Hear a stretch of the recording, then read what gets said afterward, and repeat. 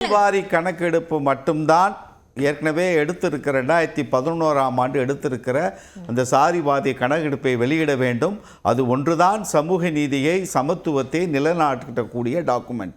அது வேண்டும், அதை கொடுக்க வேண்டும் என்பது ஒரு கருத்து. ரெண்டாவது விவசாயம் நாங்கள் கிராமங்களில் வளர்த்துட்டோன்னு சொன்னாங்க.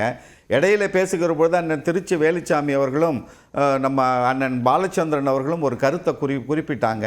விவசாயிகளுக்கான விலை ஏறவே இல்லை, உற்பத்தி இப்போ வருமானம் அவ்வளவுதான் இருக்கே தவிர விற்பனைகளை தான் அதிகமாகிருக்குன்னு சொன்னாங்க. நான் ஒரு புள்ளி விவரம் சொல்கிறேன். பெர் கேபிட்டா இன்கம் பேசிஸில் கடந்த 2016லேருந்து 21-22 வரைக்கும் பெர் கேபிட்டா பேசிஸில் -1.5% இந்தியாவில்.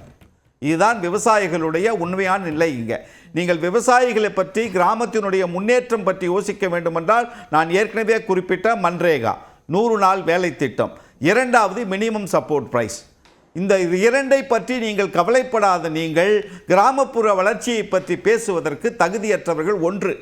இரண்டாவது, நீங்க எவ்வளவு ஒரு நிமிஷம் இருங்க.